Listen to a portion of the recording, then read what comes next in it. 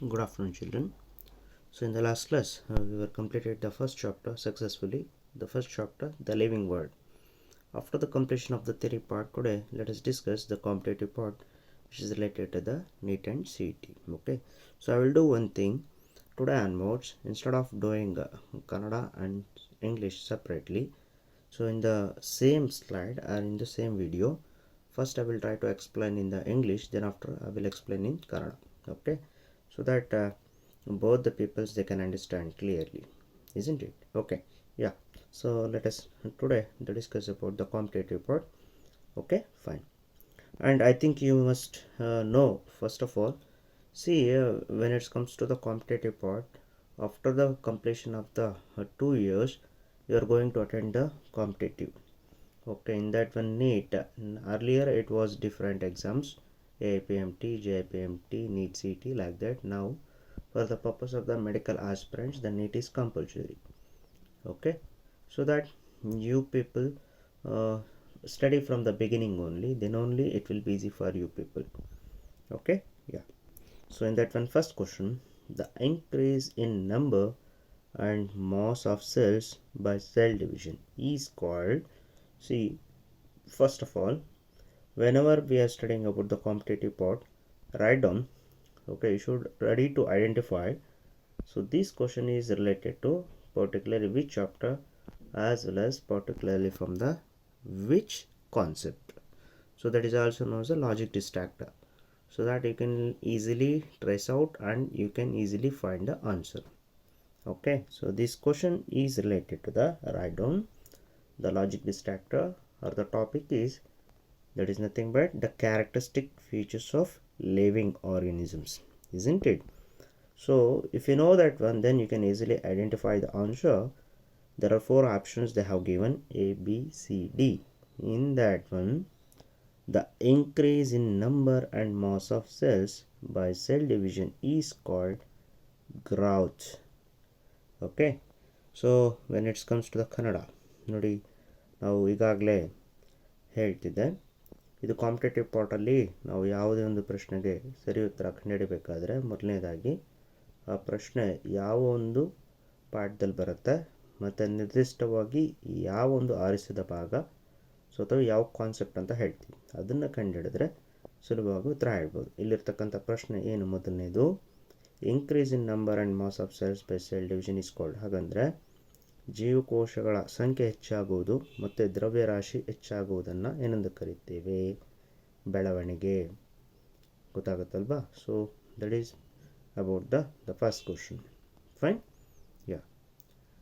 So next question, the sum total of all biochemical reactions taking place inside a living system. So that term so the totally, whatever the sum means, the complete all the biochemical reactions where it is takes place in the living system. Okay, so then you can identify it's a combination of anabolism and catabolism considered together form a metabolism. So this is nothing but the definition. Okay, so this question is also related to the topic or the logic distractor. Yes, the characteristic features of the living organisms. ಮಕ್ಕಳೇ, ಎರಡನೇ ಪ್ರಶ್ನೆ, the sum total of all biochemical reactions ಅಂದರೆ ಒಟ್ಟಾರೆಯಾಗಿ ಎಲ್ಲ ಕ್ರೋಢೀಕೃತ ಜೈವಿಕ ರಾಸಾಯನಿಕ ಕ್ರಿಯೆಗಳು ಎಲ್ಲಿ ನಡೆಯುತ್ತೆ? Takes place inside the living system. ಜೀವಿಗಳ ಒಂದು ಒಳಗಡೆ ನಡೀತಕ್ಕಂಥದ್ದು ಲಿವಿಂಗ್ ಸಿಸ್ಟಮ್ ಅಂತ ಕರಿತೀವಿ. ಸೊ ಅದನ್ನು ನಾವೇನಂತ ಕರಿತೀವಿ? ಮೆಟಬಾಲಿಸಮ್ ಅಂತ ಕರಿತೀವಿ. ಗೊತ್ತಾಗುತ್ತಲ್ವಾ? The sum total of all the biochemical reaction takes place inside a living system is called metabolism. ಅರ್ಥ ಆಗುತ್ತಾ? ಹಾಂ. The next question, select the correct sequence. Okay, so when it comes to the sequence, different level of grade of organization during the period of evolution, I told you in the beginning classes also, whenever it will be comes to the sequence with respect to the evolution or the formation of the living organisms in the earth, beginning from the atoms, so then after the molecules, then the combination of the molecules, they are responsible for the formation of cell organelles, those cell organelles comes together form a cells, and finally tissue. Okay, so then which is the correct sequence? Yes, option D is the correct sequence. Okay ಹಾಂ, ನೋಡಿ ಇಲ್ಲಿ ಹೇಳಿರ್ತಕ್ಕಂಥದ್ದು ಏನಪ್ಪ ಅಂದರೆ ಸರಿಯಾದ ಹಂತ ಹಂತವಾಗಿ ರಚನೆ ಯಾವ ರೀತಿ ಆಗಿದೆ ಆಯ್ತಲ್ವಾ, ಸೀಕ್ವೆನ್ಸ್ ಅಂತ ಕರಿತೀವಿ. ಹಂತ ಹಂತವಾಗಿ ಹೇಗಾಗಿದೆ, ಮೊದಲನೇ ಹಿಂದಿನ ತರಗತಿಗಳಲ್ಲಿ ನಾನು ಹೇಳಿದ್ದೀನಿ. ಮೊದಲಿಗೆ ನಾವು ಆಟಮ್ಸ್ ಅಂತ ಹೇಳಿದ್ವಿ ಅಲ್ವಾ, ಪರಮಾಣುಗಳ ನಂತರ ಪರಮಾಣು ಗುಚ್ಛ, ಅದನ್ನು ಮಾಲಿಕ್ಯೂಲ್ಸ್ ಅಂತ ಕರಿತೀವಿ. ಅದಾದ ಮೇಲೆ ಸೆಲ್ ಆರ್ಗನಲ್ಸ್, ಒಂದು ಜೀವಕೋಶದ ಒಳಗಿರತಕ್ಕಂಥ ರಚನೆಗಳು ಸೆಲ್ ಆರ್ಗನಲ್ಸ್ ಅಂತ ಬೇರೆ ಬೇರೆ ಆಗಿರ್ಬೋದು. ಅದು ಮೈಟೊಕಾಂಡ್ರಿಯಾ, ನ್ಯೂಕ್ಲಿಯಸ್, ಈ ರೀತಿ ಅವೆಲ್ಲ ಒಟ್ಟಾರೆಯಾಗಿ ಸೇರಿಸಿ ನಾವು ಜೀವಕೋಶ ಅಂತ ಕರೆದ್ವಿ. ತದನಂತರ ಜೀವಕೋಶಗಳ ಗುಂಪಿಗೆ ಅಂಗಾಂಶ ಅಂತ ಕರೆದಿದ್ದು ಟಿಶ್ಯೂ. ಹಾಗಾಗಿ ಸರಿ ಉತ್ತರ ಯಾವುದು? The correct sequence option D. ಗೊತ್ತಾಗುತ್ತಾ? ಸೊ ಇದು ಸರಿಯಾದ ರೂಪದ ಒಂದು ಸೀಕ್ವೆನ್ಸ್ ಅಂತ ಕರಿತೀವಿ. ತದನಂತರ 4ನೇ ಪ್ರಶ್ನೆ. See, this question is very clear and it's very easy. The father of modern taxonomy. ಆಧುನಿಕ ಅಂದರೆ what is the father of modern taxonomy? In the earlier also the taxonomists were existed, but one who is given the recent taxonomy, okay, one who tried to explain complete about the taxonomy is known as the father of modern taxonomy. You know very well that the Carolus Linnaeus is the father of modern taxonomy, isn't it? Yeah.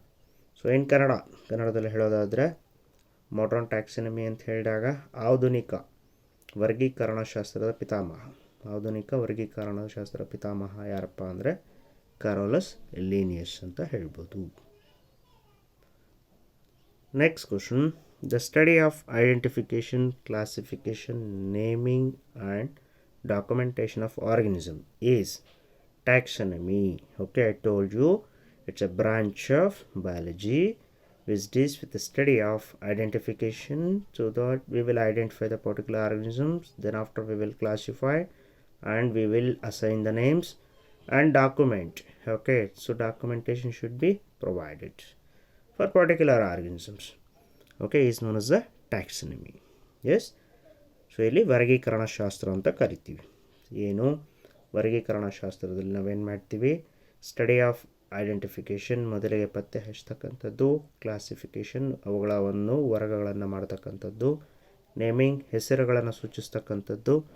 Documentation, ಒಟ್ಟಾರೆಯಾಗಿ ಅವುಗಳ ಒಂದು ಸಂಪೂರ್ಣ ಮಾಹಿತಿಯನ್ನು ಸಂಗ್ರಹಿಸ್ತಕ್ಕಂಥದ್ದು. ಇದನ್ನು documentation ಅಂತ ಕರೀತೀವಿ. ಇದು ನಿರ್ದಿಷ್ಟ ಜೀವಿಗಳಿಗೆ ಮಾಡ್ತಕ್ಕಂಥದ್ದು. ಸೊ ಈ ಪ್ರಕ್ರಿಯೆಯನ್ನು ನಾವು ವರ್ಗೀಕರಣಶಾಸ್ತ್ರ ಅಂತ ಹೇಳಿ ಕರಿತೀವಿ. ಗೊತ್ತಾಗುತ್ತಲ್ವಾ? ಹಾಂ. So next question. The book written by Linnaeus. The book one who written, that is by Linnaeus, is correct? Just guess. Option A, Systema Naturae. Okay, the book which is written by the Carolus Linnaeus, which is consisting of that is the taxonomic classification of the various organisms, that's including plants and animals. ಗೊತ್ತಾಗುತ್ತಲ್ವಾ? ಇದು the book written by Linnaeus ಬರೆದಿರ್ತಕ್ಕಂಥ ಪುಸ್ತಕ, Carolus Linnaeus ಬರೆದಿರ್ತಕ್ಕಂಥ ಪುಸ್ತಕದ ಹೆಸರು Sistema ನ್ಯಾಚುರೇ ಅಂತ. ಗೊತ್ತಾಯ್ತಲ್ವಾ? ಈ ಒಂದು ಪುಸ್ತಕದಲ್ಲಿ ಬೇರೆ ಬೇರೆ ಜೀವಿಗಳ ವರ್ಗೀಕರಣವನ್ನು ಮತ್ತು ಒಟ್ಟಾರೆಯಾಗಿ ಆ ಜೀವಿಗಳ ಬಗ್ಗೆ ಒಂದು ಮಾಹಿತಿಯನ್ನು ನೀಡಲಾಗಿದೆ. ಆಯ್ತಲ್ವಾ? Next question. So ICBN means it is nothing but the expansion of the ICBN, International Code for Botanical Nomenclature. ಅಂದರೆ ICBNನ ವಿಸ್ತರಿಸಿ ಅಥವಾ ಅರ್ಥ ಅಂತ ನೀವು ನೋಡಿದಾಗ ಇಂಟರ್ನ್ಯಾಷನಲ್ ಕೋಡ್ ಫಾರ್ ಬೊಟಾನಿಕಲ್ ನಾಮೆನ್ಕ್ಲೇಚರ್, ಅಂತಾರಾಷ್ಟ್ರೀಯ ಪದ್ಧತಿಯಲ್ಲಿ ಸಸ್ಯಗಳಿಗೆ ಹೆಸರಿಸ್ತಕ್ಕಂಥ ಪದ್ಧತಿ. ಸೊ ಅದನ್ನು ಇಂಟರ್ನ್ಯಾಷನಲ್ ಕೋಡ್ ಫಾರ್ ಬೊಟಾನಿಕಲ್ ನಾಮೆನ್ಕ್ಲೇಚರ್ ಅಂತ ಕರಿತೀವಿ. The next question here it's also the select the correct sequence. That is nothing but the order. Okay, well we are studying about the taxonomical hierarchy with respect to the different categories. Okay, so here only there are actually 4 options given, beginning from highest category, the phylum, then class, order, family, genus. That is also correct. If it comes to the second one, kingdom, yes, highest category, then the phylum or division, then the class, order, that is also correct. And the third one, C, order, family, genus and species. See, option D, all the above. Okay, all the the sequences correct with respect to the taxonomical category. That's why option D is the right answer. ಗೊತ್ತಾಗುತ್ತಾ? ಇಲ್ಲಿ ವರ್ಗೀಕರಣದ ಶಾಸ್ತ್ರದಲ್ಲಿ ಬೇರೆ ಬೇರೆ ಹಂತಗಳನ್ನು ನಾವು ನೋಡಿದಾಗ ಕೊಟ್ಟಿರ್ತಕ್ಕಂಥ ಎಲ್ಲ ಒಂದು 4 ಉತ್ತರಗಳಲ್ಲಿ 3 ಕೂಡ ಸರಿಯಾಗಿದೆ. ಹಾಗಾಗಿ 4ನೇ ಒಂದು ಏನಿದೆ ಉತ್ತರ ಆಲ್ ದ ಅಬೋವ್ ಅಂತಕ್ಕಂಥದ್ದು, ಮೇಲಿನ ಎಲ್ಲ ಒಂದು ಹಂತಗಳು, ದ ಕರೆಕ್ಟ್ ಸೀಕ್ವೆನ್ಸಸ್ ಸರಿಯಾಗಿದೆ. ಹಾಗಾಗಿ option D is the right answer ಅಂತ ಹೇಳ್ಬೋದು. Next one, 9th question. The lowest category, okay, during the taxonomical hierarchy, which is the lowest the category are the basic category, or we can also say the fundamental. The first fundamental category is the species. Okay, so ವರ್ಗೀಕರಣದ ಹಂತಗಳಲ್ಲಿ ನಾವು ನೋಡಿದಾಗ ಮೊದಲಿಗೆ ಬರ್ತಕ್ಕಂಥದ್ದು, ಅತ್ಯಂತ ಕೆಳ ಹಂತದಲ್ಲಿ ಮೊದಲಿಗೆ ಬರ್ತಕ್ಕಂಥದ್ದು ಯಾವುದು? ಸ್ಪೀಷೀಸ್. ಹಾಗಾಗಿ ಆಪ್ಷನ್ ಸಿ ಸರಿ ಉತ್ತರ, ಸ್ಪೀಷೀಸ್ ಅಂತಕ್ಕಂಥದ್ದು ಸರಿ ಉತ್ತರ. Next one, the zoological name of housefly. So zoological names, while we are studying about the binomial nomenclature, I told you while we are studying about the different examples, by taking it to 4 examples totally. I told you by taking it to animal examples and another to plant examples. So in that one I told you clearly the zoological or biological name of the housefly, or we can also say the binomial nomenclature for housefly is Musca domestica. Okay, so option B is the right answer. ಇಲ್ಲಿ ನಾವು ಜೀವಿಗಳ ಒಂದು ಏನು ಹೇಳಿದ್ವಿ ದಿನನಾಮಕರಣಗಳ ಬಗ್ಗೆ ಹೇಳಬೇಕಾದ್ರೆ 4 ಉದಾಹರಣೆಗಳ ಸಮೇತ ನಾನು ನಿಮಗೆ ಹೇಳಿದ್ದೆ. 2 ಪ್ರಾಣಿಗಳ ಒಂದು ಉದಾಹರಣೆ, ಮನುಷ್ಯ ಮತ್ತು ಏನು ನೊಣವನ್ನು ಉದಾಹರಣೆ ಇಟ್ಕೊಂಡು, ತದನಂತರ ಇನ್ನೊಂದು ಏನು ಹೇಳಿದ್ವಿ, ಮಾವಿನ ಮರ ಮತ್ತು ಗೋಧಿಯನ್ನು ಇಟ್ಕೊಂಡು ಹೇಳಿದ್ವಿ ಉದಾಹರಣೆ. ಸೊ ಹಾಗಾಗಿ ಇದರಲ್ಲಿ ಸರಿಯಾದ ಉತ್ತರ ಏನು ನೊಣಕ್ಕೆ ನಾವು ನೋಡಿದಾಗ ಬೈನಾಮಿಯಲ್ ನಾಮೆನ್ಕ್ಲೇಚರ್ ಅಥವಾ ಪ್ರಾಣಿಶಾಸ್ತ್ರದ ಒಂದು ಜೈವಿಕ ಹೆಸರುಗಳನ್ನು ನೋಡಿದಾಗ ಆಪ್ಷನ್ ಬಿ ಮ್ಯೂಸ್ಕಾ ಡೊಮೆಸ್ಟಿಕಾ ಅಂತಕ್ಕಂಥದ್ದು ಸರಿ ಉತ್ತರ. The next one, the 11th question. Housefly and honeybee comes under the phylum. Okay, housefly and honeybee, they comes under the phylums.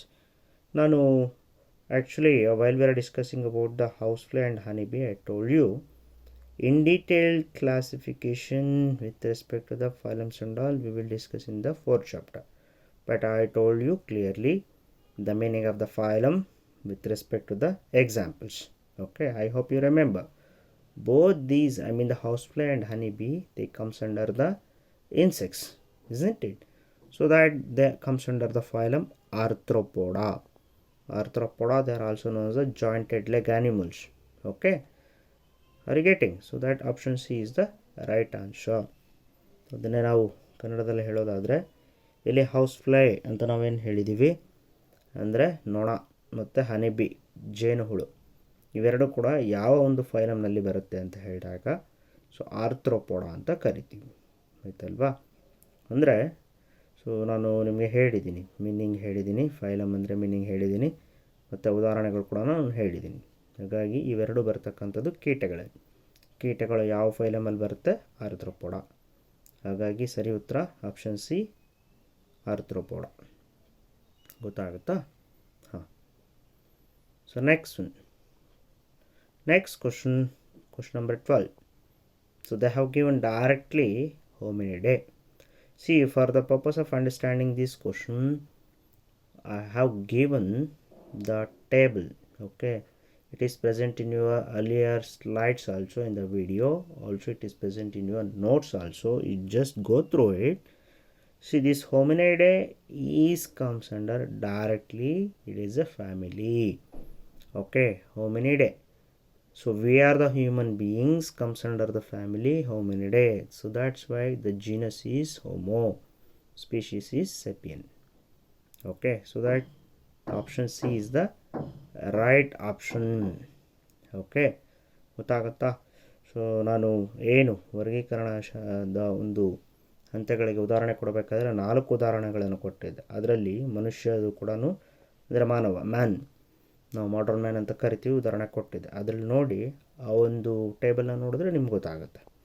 ಹೋಮಿನಿಡೆ ಅಂತಕ್ಕಂಥದ್ದು ನೇರವಾಗಿ ಯಾವ ಒಂದು ಕ್ಯಾಟಗರಿಯಲ್ಲಿ ಬರುತ್ತೆ ಅಂತ ನೋಡಿದಾಗ ಫ್ಯಾಮಿಲಿ, ಇದು ಕುಟುಂಬ. ಮನುಷ್ಯ ಒಂದು ಕುಟುಂಬ ಯಾವುದ್ರಲ್ಲಿ ಬರುತ್ತಾರೆ ಅಂದರೆ ಹೋಮಿನಿಡೆ ಆಯ್ತಲ್ಲ. ಹಾಗಾಗಿ ಜೀನಸ್ಸು ಹೋಮೋ ಅಂತ ಕರಿತೀವಿ, ಸ್ಪೀಶೀಸು ಸೆಪಿಯನ್. ಮನುಷ್ಯನ ವೈಜ್ಞಾನಿಕ ಹೆಸರು ಹೋಮೋ ಸೆಪಿಯನ್ ಅಂತ. ಗೊತ್ತಾಗುತ್ತಾ? ಸೊ ಅದು ಟೇಬಲ್ ನೋಡಬೇಕು, ನೋಡಿದ್ರೇ ಗೊತ್ತಾಗೋದು ನಿಮಗೆ. ಇಲ್ಲಾಂದರೆ ಇವೆಲ್ಲ ಅದಕ್ಕೂ ಕನ್ಫ್ಯೂಸ್ ಆಗುತ್ತೆ, ಯಾಕೆಂದರೆ ಪಕ್ಕದಲ್ಲೇ ಇರುತ್ತೆ ಫ್ಯಾಮಿಲಿ, ಆರ್ಡರ್, ಕ್ಲಾಸ್, ಜೀನಸ್. ಹಾಗಾಗಿ ಸರಿಯಾಗಿ ನೋಡಲಿಲ್ಲ ಅಂದರೆ ತುಂಬ ಸುಲಭವಾಗಿ ಮಕ್ಕಳು ತಪ್ಪು ಬರೀತಾರೆ ಎಕ್ಸಾಮ್ಸಲ್ಲಿ. ಮೊನ್ನೆ ಎಲ್ಲ ನಾನು ಕೇಳ್ತಿದ್ದೆ, ಅಲ್ಲೇ ಇದೆ 4 ಉತ್ತರನೂ, ಅದರಲ್ಲಿ ಸರಿ ಉತ್ತರ ಕಂಡುಹಿಡಿಬೇಕು. ಸರಿಯಾದ ರೀತಿಯಲ್ಲಿ ಅರ್ಥ ಮಾಡ್ಕೊಂಡಿಲ್ಲ, ಕಾನ್ಸೆಪ್ಟ್ ಗೊತ್ತಿಲ್ಲ. ನೋಡಿ, ಕಾಂಪಿಟೇಟಿವ್ ಎಲ್ಲ ಬರ್ತಕ್ಕಂಥದ್ದು 3 ಒಂದು ಏನು ವಿಚಾರಗಳನ್ನು ಇಟ್ಕೊಂಡು ಮಾಡ್ತಾರೆ. ಯಾರೇ ಕ್ವಶನ್ ಪೇಪರ್ ಮಾಡಲಿ, ಕಾನ್ಸೆಪ್ಟ್ಸು, ಡೆಫಿನೇಷನ್ಸು, ಫಾರ್ಮುಲೇಷನ್ ಅಂತ ಕರಿತೀವಿ. ಸರಿಯಾದ ರೂಪದಲ್ಲಿ ಆ ಒಂದು ಯಾವುದೇ ಒಂದು ಕಾನ್ಸೆಪ್ಟ್ ಬಗ್ಗೆ ಸಂಪೂರ್ಣ ಮಾಹಿತಿ ಇರಬೇಕು. ಅದೇ ರೀತಿ ಡೆಫಿನೇಷನ್ಸ್ ಗೊತ್ತಿರಬೇಕು. ಫಾರ್ಮುಲಾಸು ಬರುತ್ತೆ, ಬಯಾಲಜಿಯಲ್ಲಿ ಬರೋಲ್ಲ ಅಂತಲ್ಲ, ಬಯಾಲಜಿಯಲ್ಲೂ ಕೂಡ ಕಡಿಮೆ, ಕನಿಷ್ಠ ಪಕ್ಷ 3-4 ಫಾರ್ಮುಲೆ ರಿಲೇಟೆಡು ಕ್ವಶನ್ಸ್ ಕೂಡ ಬರುತ್ತೆ. ಹಾಗಾಗಿ ಮೊದಲಿನಿಂದ ಅದರ ಬಗ್ಗೆ ಸಂಪೂರ್ಣವಾಗಿ ಓದಿರಬೇಕು. ಸೊ ಹೋಮಿನಿಡೆ ಅಂತಕ್ಕಂಥದ್ದು ಏನಿಲ್ಲಿ ಫ್ಯಾಮಿಲಿ, ಆಯಿತಾ? So next one. So this question is also related to the rules of binomial nomenclature. It is given by the Carolus Linnaeus. The scientific names are generally in Latin. Okay, remember, so maximum, most appropriate. Of course, some of them are picked from the Greek also, but maximum the scientific names are generally in the Latin. You can ask me the question, sir, why? See, while we are studying about any languages, if it is a living languages, it's going on changes. But Latin is considered one of the dead language. Nowadays, almost all it is dead. That means no one is using. So that language will be remains unchanged. So that there is no need of confusion. Okay, there will be no, the matter of or no question of changing also in further days. So that's why the Latin is the language which is generally, okay, we are using for the purpose of the assigning scientific names. Okay, fine. So ಕನ್ನಡದಲ್ಲಿ ಹೇಳೋದಾದರೆ ವೈಜ್ಞಾನಿಕ ಹೆಸರುಗಳನ್ನು ಸಾಮಾನ್ಯವಾಗಿ ಯಾವ ಭಾಷೆಯಲ್ಲಿ ಬರೀತಾರೆ ಅಂತ ನೋಡಿದಾಗ ಲ್ಯಾಟಿನ್ನಲ್ಲಿ ಬರಿತೀವಿ. ನೀವು ಕೇಳ್ಬೋದು, ನಾನು ದ್ವಿನಾಮನಾಮಕರಣದ ಒಂದು ರೂಲ್ಸ್ ಹೇಳಬೇಕಾದ್ರೆ ಹೇಳಿದ್ದೆ, that should be return in the Latin ಅಂತ ಬರಿಬೇಕಾದ್ರೆ. ನೀವು ಕೇಳ್ಬೋದು, ಅದೇ ಯಾಕೆ? ಕೆಲವು ನಾವು ಗ್ರೀಕಿಂದ ತೊಗೊಂಡಿದ್ದೀವಿ, ಆದರೆ ಅದೇ ಯಾಕೆ ಬೇರೆ ಭಾಷೆ ಯಾಕಿಲ್ಲ ಅಂತ ಕೇಳಿದ್ರೆ, ಇವತ್ತು ಲ್ಯಾಟಿನ್ ಅಂತಕ್ಕಂಥದ್ದು ಸಾಮಾನ್ಯವಾಗಿ ಏನು ನಾವು ನಿರ್ಜೀವ ಭಾಷೆ ಅಂತ ಕರಿತೀವಿ. ಹಾಗಂದರೆ ಏನು ಅಂದರೆ, ಯಾವುದೇ ಭಾಷೆಯನ್ನು ನಿರಂತರವಾಗಿ ಬಳಸ್ತಾ ಇದ್ದರೆ ಕಾಲಾನಂತರದಲ್ಲಿ ಬದಲಾಗ್ತಾ ಹೋಗ್ತಾ ಇರುತ್ತೆ. ಬಳಸಲಿಲ್ಲ ಅಂತ ಆದರೆ ಅದು ಅದರಲ್ಲಿರ್ತಕ್ಕಂಥ ಪದಗಳು ಅವೆಲ್ಲ ಹಾಗೆ ಉಳ್ಕೊಳ್ಳುತ್ತೆ. ಹಾಗಾಗಿ ಮುಂದಿನ ದಿನಗಳಲ್ಲೂ ಕೂಡ ಹಾಗೆ ಉಳಿಸ್ಬೋದು, ಸುಲಭವಾಗಿ ಎಲ್ಲರಿಗೂ ಗೊತ್ತಾಗುತ್ತೆ ಮತ್ತು ಬದಲಾಗೋದಿಲ್ಲ. ಹಾಗಾಗಿ ಲ್ಯಾಟಿನ್ನ ಇವತ್ತು ಒಂದು ನಿರ್ಜೀವ ಭಾಷೆ ಅಂತ ಕರಿತೀವಿ. ಯಾಕೆಂದರೆ ಹೆಚ್ಚು ಬಳಸ್ತಿಲ್ಲ, ನಿಲ್ಲಿಸ್ಬಿಟ್ಟಿದ್ದಾರೆ. ಹಾಗಾಗಿ ಸೊ ವೈಜ್ಞಾನಿಕ ಹೆಸರುಗಳು ಸಾಮಾನ್ಯವಾಗಿ ಲ್ಯಾಟಿನ್ನಲ್ಲಿರುತ್ತೆ. ಗೊತ್ತಾಗುತ್ತಾ? Next question, what is true about the Mangifera indica Linn? Okay, what is true? So that means out of these 4 statements, you should read all the given options and the statements, so that you should identify which is the right option. So let me to read you one by one and let me to explain. Option A, Mangifera is the species name. No, it is a false. Mangifera is a genus name, not a species name. Lin is the generic name. No, Mangifera is a generic name. Lin is a name of the scientist, that is a Linnaeus. Then the option C, Mangifera is the name of the author. False. Lin or Linnaeus is the name of the author or author citation. Option D, Indica is the specific epithet. It's true. Okay, it's true. Indica is the species or specific epithet. Okay, yeah, ಅಂದರೆ see ಈ ಪ್ರಶ್ನೆಯಲ್ಲಿ ಏನು ಕೇಳಿದ್ದೇನೆ, what is the true about Mangifera indica. Mangifera indica ಅಂತಕ್ಕಂಥದ್ದು ಹೌದು ಮಾವಿನ ಒಂದು ವೈಜ್ಞಾನಿಕ ಹೆಸರು. ಇದಕ್ಕೆ ಸಂಬಂಧಿಸಿದಂತೆ ಕೆಳಗೆ ಸೂಚಿಸ್ತಕ್ಕಂಥ 4 ಆಯ್ಕೆಗಳಲ್ಲಿ ಸರಿಯಾದ ಉತ್ತರ ಆಯ್ತಲ್ವಾ, ಸರಿಯಾದ ಉತ್ತರ ಅಥವಾ ಸರಿಯಾದ ಹೇಳಿಕೆಯನ್ನು ನಾವು ಏನು ಮಾಡಬೇಕು, ಕಂಡುಹಿಡಬೇಕು ಅಲ್ವಾ. ಸೊ ನೋಡೋಣ, 4 ನಾನು ಓದ್ತೀನಿ, ಓದಿ ತಿಳ್ಕೊಂಡು ತದನಂತರ ಉತ್ತರ ಕೊಡಬೇಕು. Mangifera is a species name ಅಂತ ಕೊಟ್ಟಿದ್ದಾನೆ. ಮ್ಯಾಂಜಿಫೆರಾ ಸ್ಪೀಷೀಸ್ ನೇಮ ಅಲ್ಲ, ತಪ್ಪು. ಅದು ಜನರಿಕ್ ನೇಮ್ ಅಂತ ಅಥವಾ ಜೀನಸ್. ಹಾಗಾಗಿ ಮೊದಲನೇ ಒಂದು ಆಪ್ಷನ್ ಎ ಅಂತಕ್ಕಂಥ ಆಯ್ಕೆ ತಪ್ಪಾಗಿದೆ. Option B, Lin is a generic name ಅಂತ ಕೊಟ್ಟ, ತಪ್ಪು. ಲಿನ್ ಅಂತಕ್ಕಂಥದ್ದು ಏನೋ ಕರೋಸ್ ಲೀನಿಯಸ್ನ ಹೆಸರನ್ನು ಸೂಚಿಸಲಾಗಿದೆ ಅಲ್ವಾ, ಅದು ಜನರಿಕ್ ಅಲ್ಲ, ಸ್ಪೀಷೀಸ್ ನಂತರ ಸೇರಿಸ್ತಕ್ಕಂಥದ್ದು, ಹೌದು ತಾನೆ, ಅದು ಕೂಡ ತಪ್ಪಾಗಿದೆ. Option C, Mangifera is a name of the author.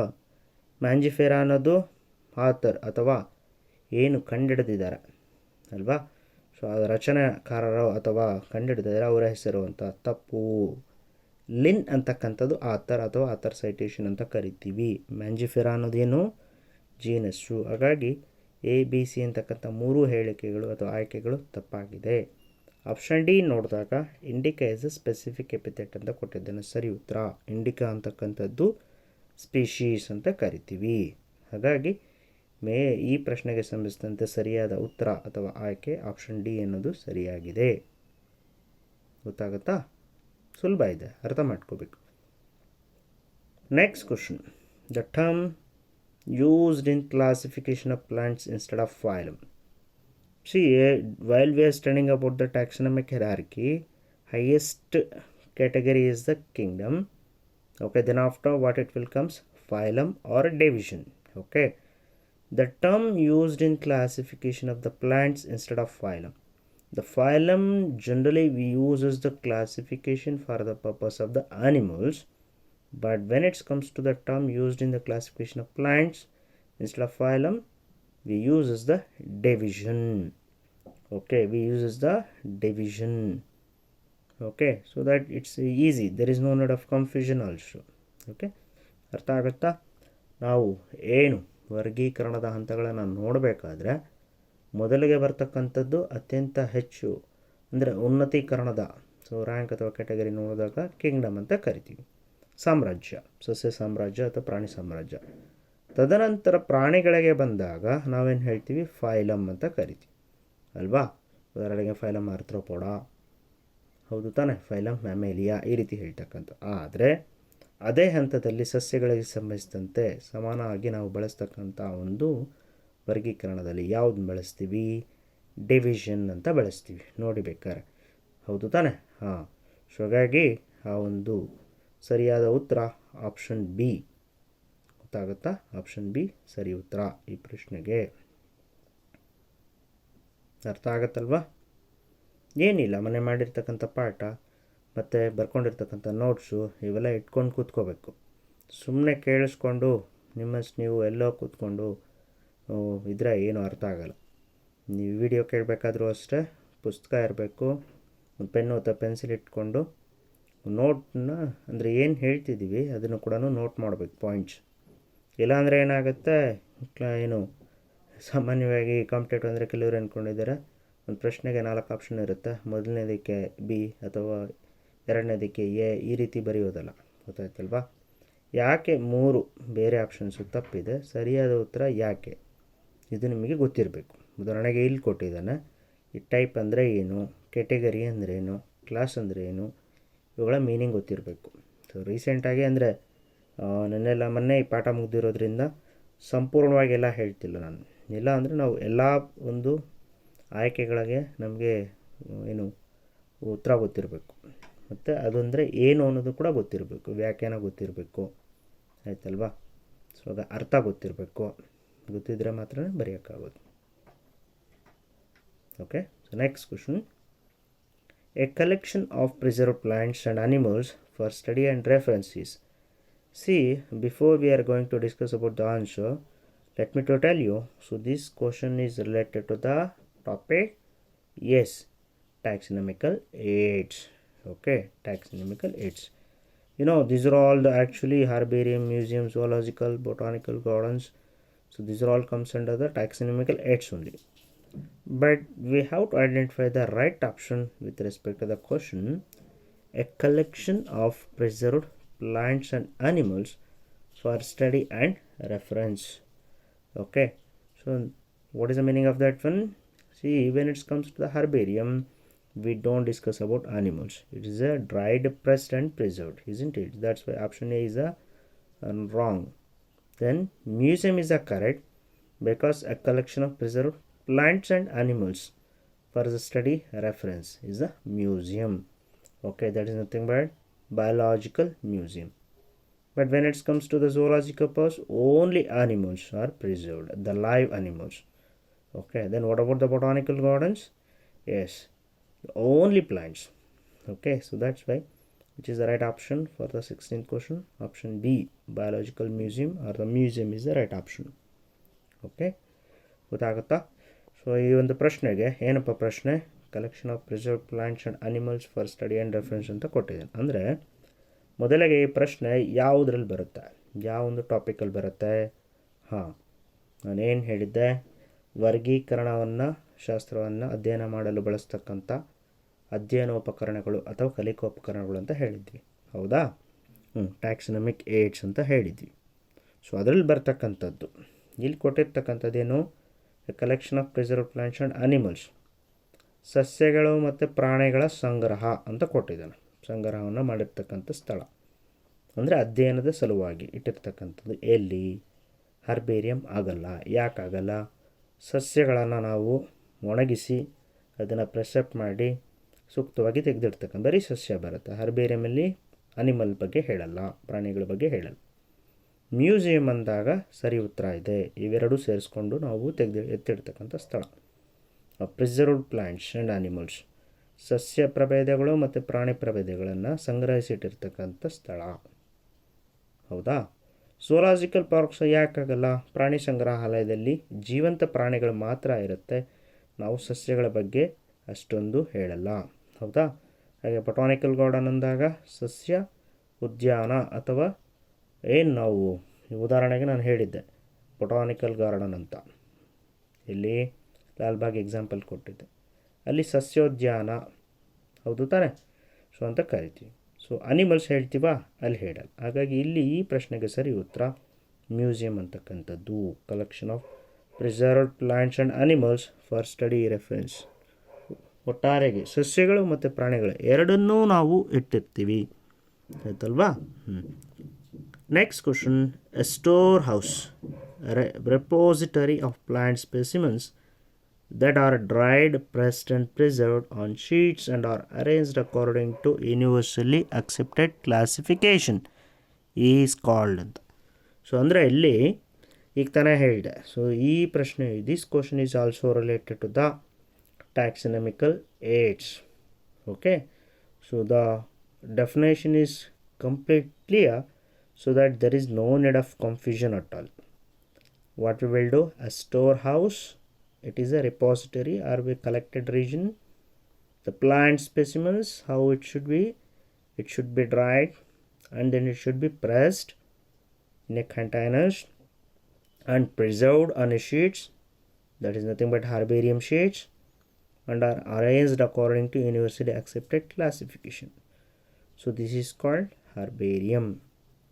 ಇದನ್ನು ನಾವೇನಂತ ಕರಿತೀವಿ? ಹರ್ಬೇರಿಯಂ. ಅರ್ಥ ಆಗ್ತಿದೆಯಾ? ಈಗ ನಾನು ಹೇಳ್ತಾ ಇದ್ದೆ ಏನು, ವರ್ಗೀಕರಣದ ಅಧ್ಯಯನ ಅಥವಾ ಕಲಿಕೋಪಕರಣಗಳಲ್ಲಿ ಹರ್ಬೇರಿಯಂ ಅಂತಕ್ಕಂಥದ್ದು ಕೂಡ ಒಂದು. ಇದು ಏನಿದು? ನಾವು ಸಂಗ್ರಹಿಸಿಟ್ಟಿರ್ತಕ್ಕಂಥ ಸ್ಥಳ. ಏನನ್ನು?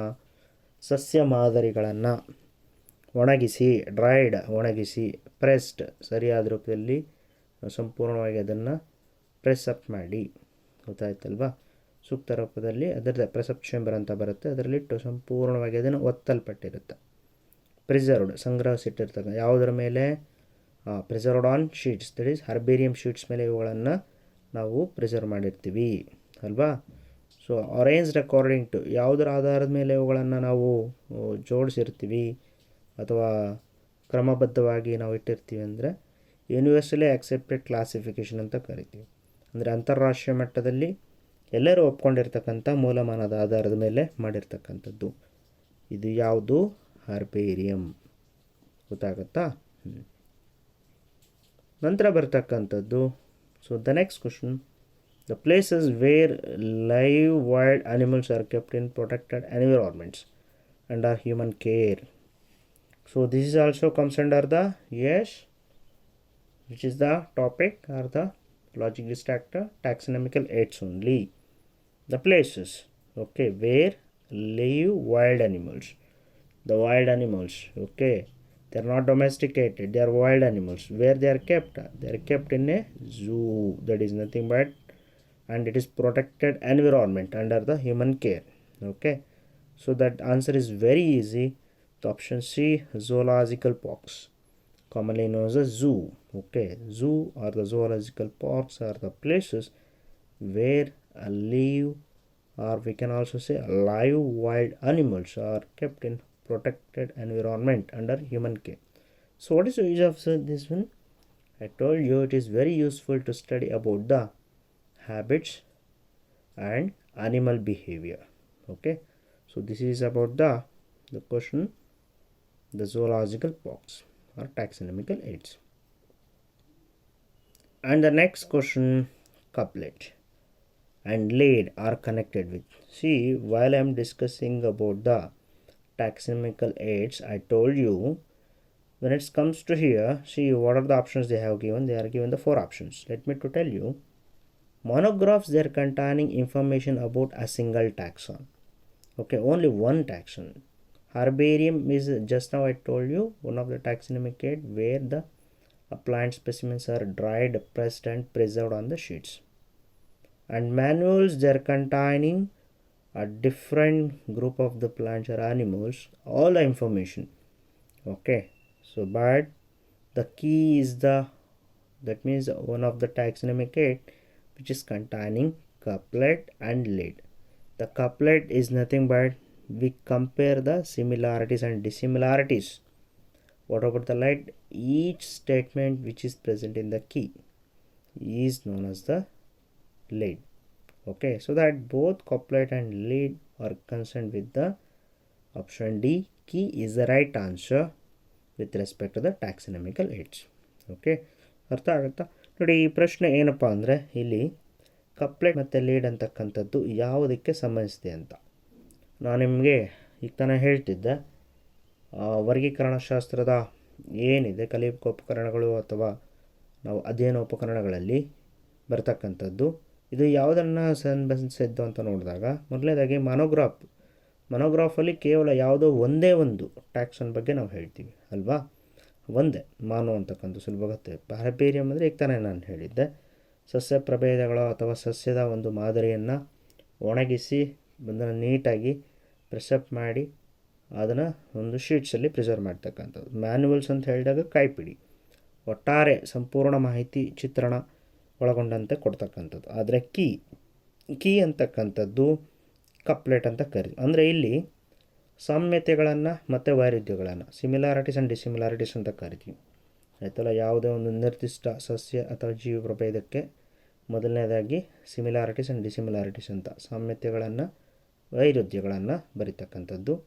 ಮತ್ತು ಅದರಲ್ಲಿರ್ತಕ್ಕಂಥ ಪ್ರತಿಯೊಂದು ಹೇಳಿಕೆಯನ್ನು ನಾವು ಲೇಡ್ ಅಂತ ಕರಿತೀವಿ. ಹಾಗಾಗಿ couplet and leads are concern with the key ಅಂತ ಹೇಳ್ತೀವಿ.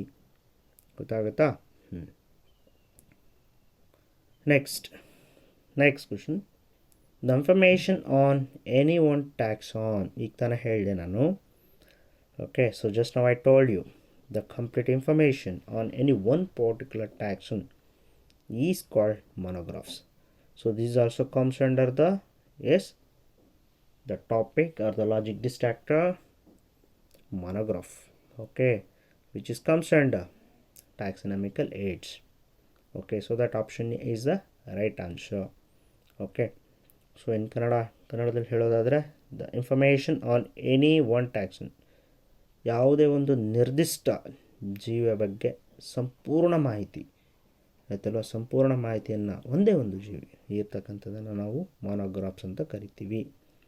ಹೌದಾ? ಸೊ ಈಗ ನಾನು ಹೇಳಿದ್ದೀನಿ, ಹಾಗಾದರೆ ಮ್ಯಾನ್ಯುವಲ್ಸ್ ಅಂದರೆ ಏನು ಅಂತ ಹೇಳಿದ್ದೀನಿ. ಹೌದು, ಸಂಪೂರ್ಣ ಕೈಪಿಡಿ. ಫ್ಲೋರಾ ಅಂತ ಹೇಳಿದಾಗ ಯಾವುದೇ ಒಂದು ಸಸ್ಯ ಪ್ರಭೇದದ ನಿರ್ದಿಷ್ಟ ಒಂದು ಭೌಗೋಳಿಕ ಪ್ರದೇಶದಲ್ಲಿರ್ತಕ್ಕಂಥ ಒಟ್ಟಾರೆ ಸಸ್ಯಗಳ ಮಾಹಿತಿ ಸಂಗ್ರಹಣೆಯನ್ನು ನಾವು ಫ್ಲೋರಾ ಅಂತ ಕರಿತೀವಿ. ಈಗ ತಾನೇ ಲಾಸ್ಟ್ ಒಂದು ಕ್ವಶನಲ್ಲಿ ಹೇಳಿದ್ದೀನಿ, ಗೊತ್ತಾಯ್ತಲ್ವಾ? ಸೊ ಈ ರೀತಿ ಸೊ ನಿಮಗೆ ಇದು ಏನು ಕಾಂಪಿಟೇಟಿವ್ ಪರ್ಪಸ್ಸಾಗಿ ಮಾಡಿರ್ತಕ್ಕಂಥದ್ದು. ಸಾಮಾನ್ಯವಾಗಿ ನಾನು ಹೇಳಿದ್ದೀನಿ, ಸುಮ್ಮನೆ ವಿಡಿಯೋ ನೋಡಿ ಎತ್ತಿಟ್ರೆ ಅಥವಾ ಕೇಳಿಬಿಟ್ಟು ಬಿಟ್ಬಿಟ್ರೆ ಏನು ಪ್ರಯೋಜನ ಇಲ್ಲ. ನೀವೇನು ಮಾಡಬೇಕು, ಪ್ರತಿಯೊಂದು ಪ್ರಶ್ನೆಗಳನ್ನು ಓದಬೇಕಾದ್ರೆ ಇದನ್ನು ಬರೀರಿ, ಎಲ್ಲರೂ ಬರೀಬೇಕು, ಆಯ್ತಲ್ವಾ? ಕೆಲವರು ಸರ್ ನಾನು ಕಾಂಪಿಟೇಟಿವ್ ಅಟೆಂಡ್ ಮಾಡಲ್ಲ ಅಂತ, ಅದು ನಿಮ್ಮ ಇಷ್ಟ. ಆದರೆ ಇಲ್ಲಿರ್ತಕ್ಕಂಥ ಪ್ರಶ್ನೆಗಳನ್ನು ನೀವು ಓದೋದ್ರಿಂದ 1 ಮಾರ್ಕ್ಸ್ ಕ್ವಶನ್ಸ್ ಏನಿದೆ ಅದಕ್ಕೂ ಕೂಡ ಉಪಯೋಗ ಆಗುತ್ತೆ, ಗೊತ್ತಾಯ್ತಲ್ವಾ? ಸೊ ಅದನ್ನು ಬರೀಲೇಬೇಕು.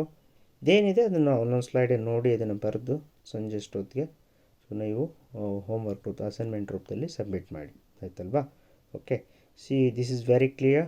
Don't think that some of the students maybe they are interested about the competitive, or some of them, some of you people maybe not, but still you have to read. So if you read, these are all the questions. It is very useful for the purpose of 1 marks questions, especially in the first year as well as the second year also. The 1 marks 1 marks questions you can pick from anywhere, from the any corner of the textbooks. So if you read all these things, these type of the questions, you will get idea for the 1 marks, as well as this is very useful for the competitive also. Okay, don't neglect. So write as it is, okay, along with the options and the right options. Okay, so submit. These are all the questions within the evening. Okay, so I hope I'm trying to explain in the easiest manner.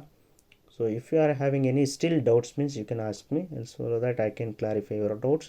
So in the next class I'm going to start the new chapter, because if everything is okay from this, about the living world, then only you will get the connection with respect to the further chapters. Okay, so thank you. Have a nice day. Don't waste time. Okay, so because in the first year you are having the vast syllabus, it's about 22 chapters. Okay, don't think that the government may cut down the syllabus and all. Don't believe all those things. If they cut all those things, it may be useful for the purpose of theory, but surely you will people lose the marks in the competitive. Okay, so then the question arises at the end of the day, who is the beneficiary peoples or who is the loser?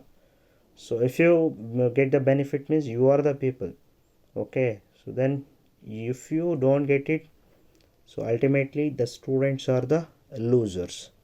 So that you people decide, either you want to become the beneficiaries, the people, or losers. Okay, so that is left to you people. Anyway, so thank you. Have a nice day.